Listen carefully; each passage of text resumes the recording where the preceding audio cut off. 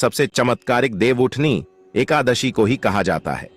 कहा जाता है कि यह एकादशी 24 एकादशी में सबसे श्रेष्ठ मानी जाती है और इस दिन किया गया कोई भी उपाय करें कभी भी निष्फल नहीं जाता, मतलब हमेशा लाभ ही प्रदान करवाता है। भक्तों, देवउठनी एकादशी की रात तुलसी में एक चीज जरूर बांध देना चाहिए। साथ में भक्तों, देवउठनी एकादशी के दिन गौ माता को एक चीज जरूर ही खिलाना चाहिए।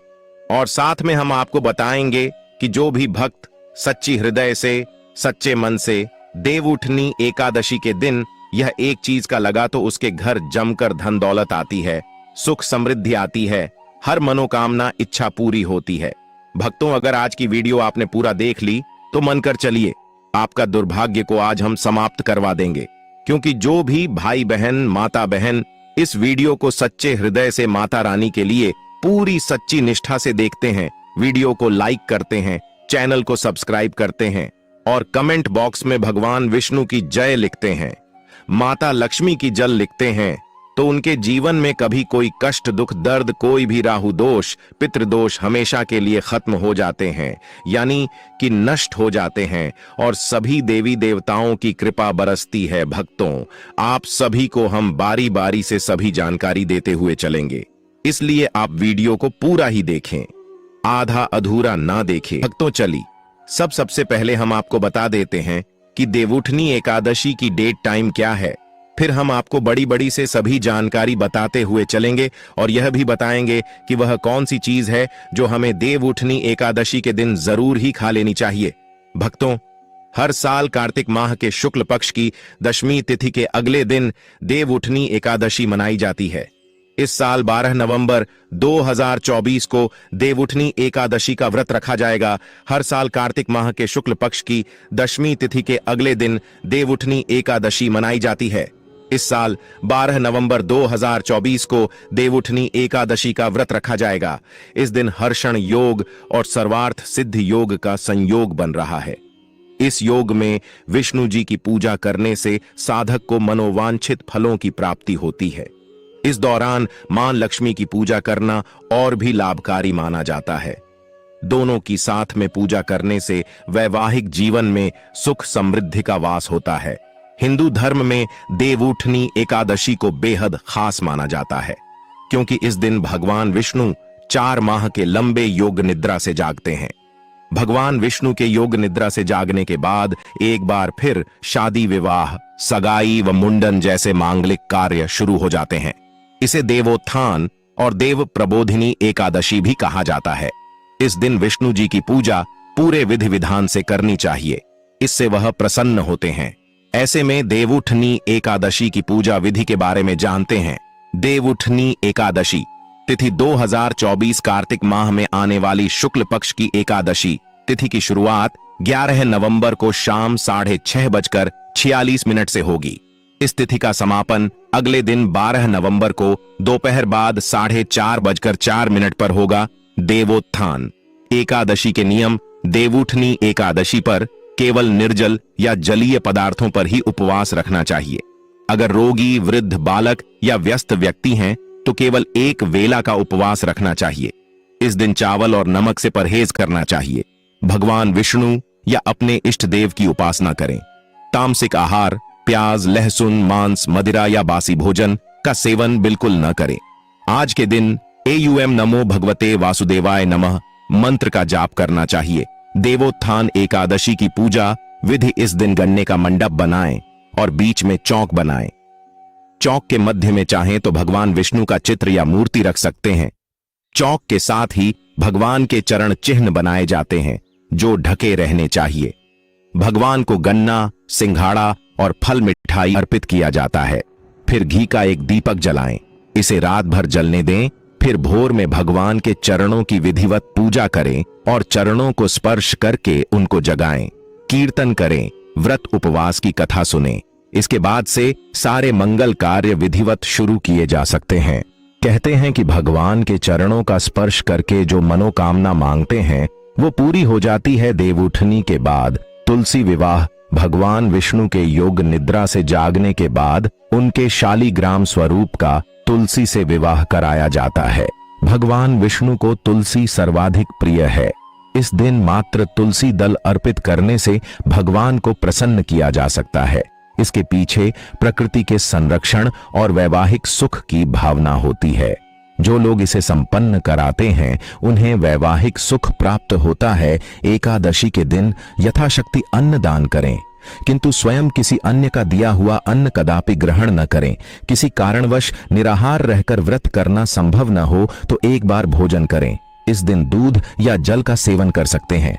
एकादशी व्रत में शकरकंद, कुत्तू, आलू, साबूदाना, नारियल, काली मिर्च, सेंधा नमक, दूध, बादाम, अदरक, चीनी आदि पदार्थ खाने में शामिल कर सकते हैं। एकादशी का उपवास रखने वालों को दशमी के दिन मांस, लहसुन, प्याज, मसूर की दाल आदि निषेध वस्तुओं का सेवन नहीं करना चाहिए। एकादशी के दिन प्रातः लकड़ी का दातुन न करें। इस दिन वृक्ष से पत्ता तोड़ना वर्जित है, अतः स्वयं गिरा हुआ पत्ता लेकर सेवन करें। नींबू, जामुन या आम के पत्ते लेकर चबा लें और अंगुली से कंठ साफ कर लें। यदि यह संभव न हो तो पानी से 12 बार कुल्ले कर लें। एकादशी 11 के दिन व्रतधारी व्यक्ति को गाजर, शलजम, गोभी, पालक इत्यादि का सेवन नहीं करना चाहिए। एकादशी पर श्री विष्णु की पूजा में मीठा पान चढ़ाया जाता है, लेकिन इस दिन पान खाना भी वर्जित है। फलों में केला, आम, अंगूर, बादाम, पिस्ता इत्यादि अमृत फलों का सेवन करें। सूखे मेवे जैसे बादाम, पिस्ता आदि का सेवन किया जा सकता है। एकादशी तिथि पर जौ, बैंगन और सेमफली नहीं खानी चाहिए। इस व्रत में सात्विक भोजन करें। मांस, मदिरा या अन्य कोई भी नशीले पदार्थ का सेवन नहीं करें। प्रत्येक वस्तु प्रभु को भोग लगाकर तथा तुलसी दल छोड़कर ग्रहण करना चाहिए। देवउठनी एकादशी के दिन क्या न करें। देवउठनी एकादशी के दिन भगवान विष्णु निद्रा से जागते हैं और इसी के साथ सारे शुभ कार्य शुरू होते हैं। ऐसा कहा जाता है कि देवउठनी एकादशी पर दोपहर में नहीं सोना चाहिए। धार्मिक ग्रंथों में कहा गया है कि इस दिन भगवान विष्णु की भक्ति में लीन रहना चाहिए। देवउठनी एकादशी के दिन किसी भी व्यक्ति को भूल से भी चावल नहीं खाना चाहिए। चावल से बनी चीजों से भी इस दिन दूर ही रहना चाहिए। पंडितों का कहना है कि चावल खाने से मन और शरीर स्थिर नहीं रहता है।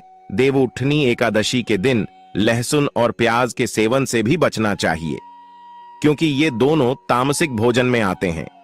यदि आपने व्रत नहीं भी रखा है तो कोशिश करें कि सात्विक भोजन ही करें। देवउठनी एकादशी के दिन व्रतधारी को किसी के प्रति द्वेष की भावना नहीं रखनी चाहिए। हो सके तो इस दिन घर या घर के बाहर किसी से लड़ाई झगड़ा न करें।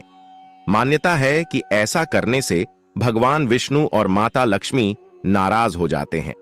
इस दिन अगर आप बूढ़े बुजुर्गों की सहायता करते हैं तो ऐसा करने से भगवान विष्णु और माता लक्ष्मी प्रसन्न होती हैं।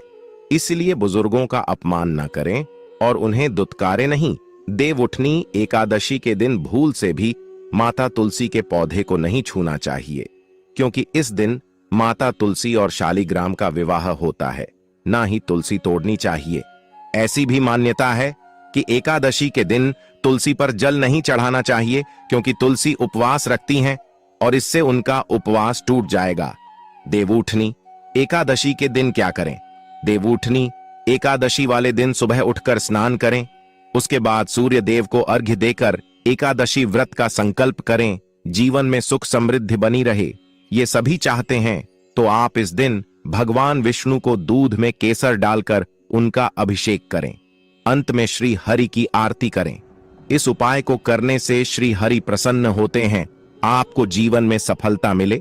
इसके लिए आप इस दिन भगवान विष्णु की विधि विधान से पूजा करें, दान पुण्य करें। सौभाग्य प्राप्ति के लिए स्त्रियां इस दिन व्रत रखती हैं। हो सके तो व्रत वाले दिन आप विष्णु सहस्त्र का पाठ करें। देवउठनी एकादशी पर भगवान विष्णु को सफेद रंग का भोग लगाएं।